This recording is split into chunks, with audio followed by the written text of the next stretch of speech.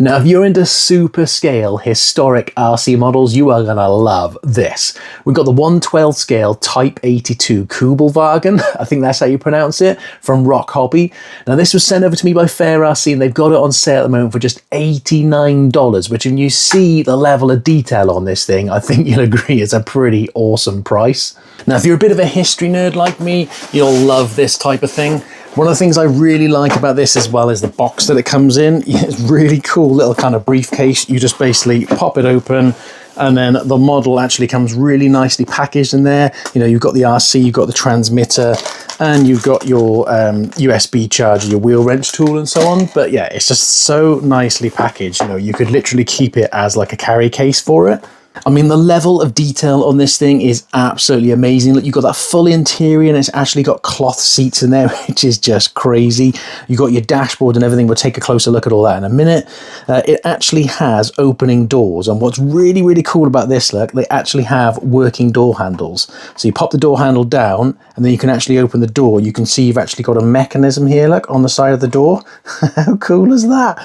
You can basically close it, push the door handle up, and then the door is shut again. Same for the front, just pop it down, and then, oh, hang on, if we move that out of the way, then the door swings open. Look, I mean, how cool is that? I love it.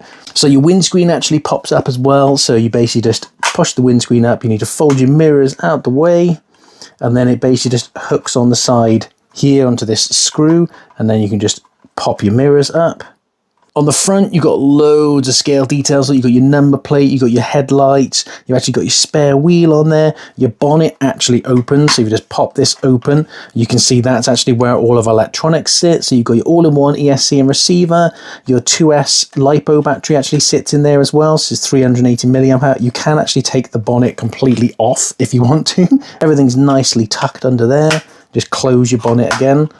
On the rear, you can actually open the boot to actually get to the engine compartment. And look, what's really cool about this, look, the belt and the pulley actually rotate. I don't know if you can see that, but how cool is that? Yeah, so you've got like your air-cooled, I think it is, engine in there in the back. So again, that opens and closes. That's really cool. On the back as well, you can actually open the rear compartment, which would be like, what, your boots, I guess. And you can actually fold the rear seats down as well. So all the little details that the actual real life vehicle would have had, this thing has got. You can see you've got that full interior in there. You've actually got the speedo and everything on there as well. And the wheel actually turns when you turn the wheels, which is just super, super cool. For the wheels and tires, you've got these super scale wheels on the front as well. Rubber tires, they're quite stiff tires to be fair, but obviously this is meant to be like an on-road vehicle, you know, it's not a crawler or anything like that. Now chassis wise, this thing's actually really interesting. So you've got independent front suspension, you've got independent rear suspension with portal axles, which is just crazy. It's actually got full metal ball bearings throughout. It's actually got full metal gears throughout as well. It's got a 2-speed gearbox, and you can't really see, but in the back here is actually where the motor sits, and you can actually switch this thing between rear-wheel drive or 4-wheel drive, which is just really, really cool.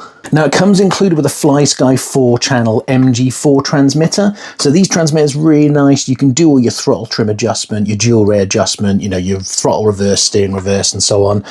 You've got your different switches here for the different channels.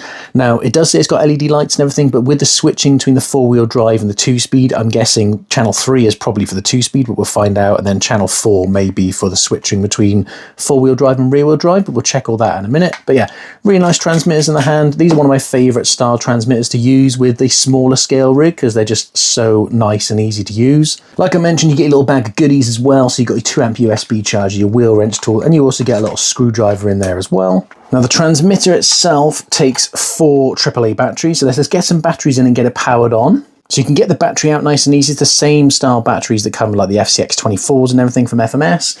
But what's nice is it fits nice and snugly in here. And then obviously we can get it all plugged in and powered on.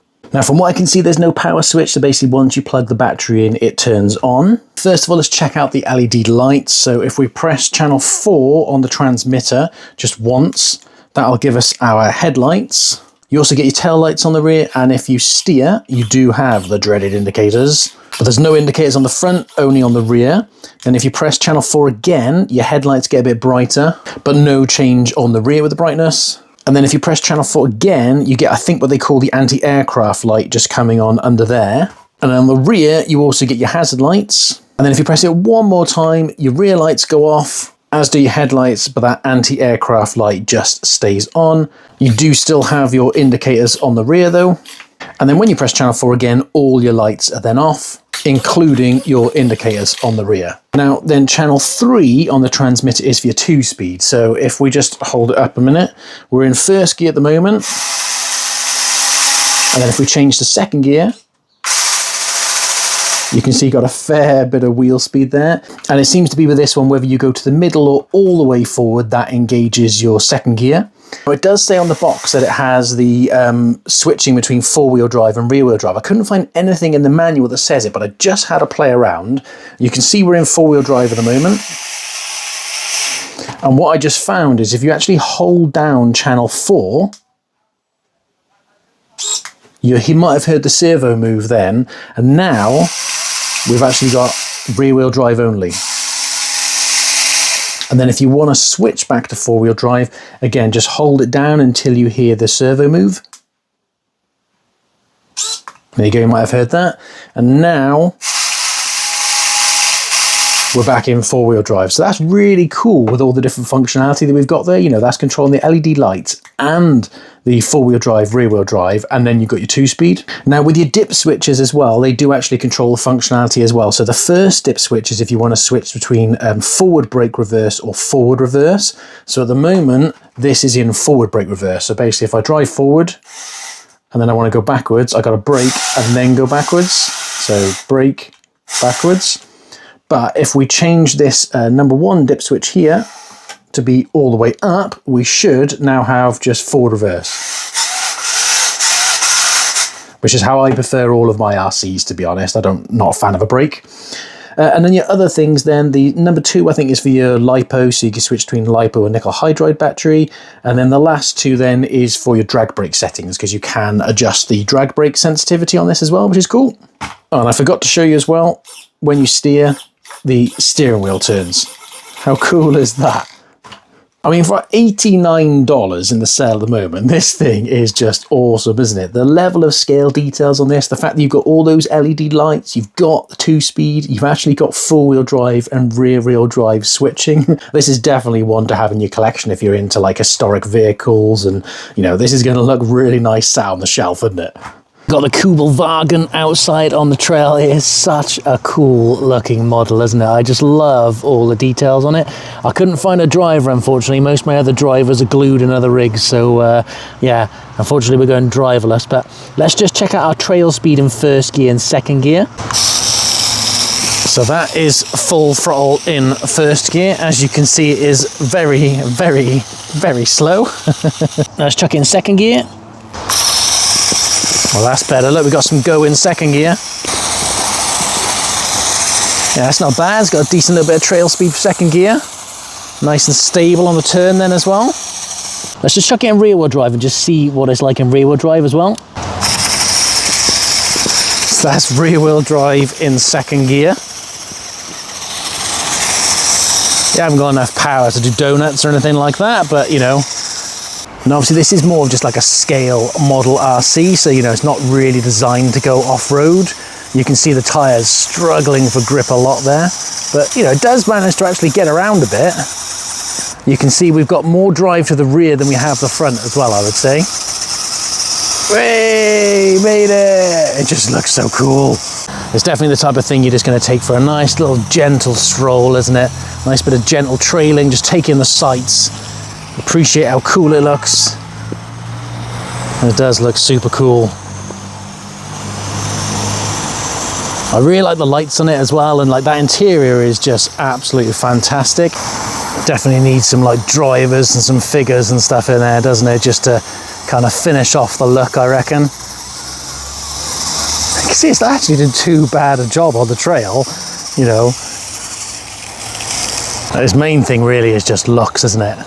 It's like a collector's piece, isn't it? You know, you want something that just looks super cool. You're either just going to drive it around on flat surfaces, or you just want something that you could do some really gentle trailing with your drivers and everything inside.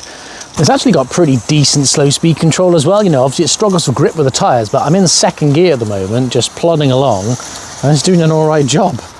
Let's chuck it back in first and see if we can get up here, shall we? Oh! Come on. Okay, we'll skip that obstacle. I mean, if you're looking for something that's capable, this obviously isn't for you. This is more you're looking for a super scale model that actually moves. I've got the little Willys Jeep and everything as well, and I really like that as well. It's just super cool. It's just one of those rigs that it's nice to own. You know, you don't use it very often, but it just looks super cool. Oh, we're getting stuck. Come on, bit of wheel speed. Oh, let's try a bit of second gear. Hey! Back in the first. Oh, grounded out. Let's chuck it back in the second. Come on. Yay! Okay, let's try again. Hey, we made it! If you turn the dual rate up on the steering, you've actually got quite a decent amount of steering angle as well. So out of the box it comes really low on the dual rate. But it just looks cool, doesn't it, to be honest? It's not really about how it performs, is it? It's just about how it looks.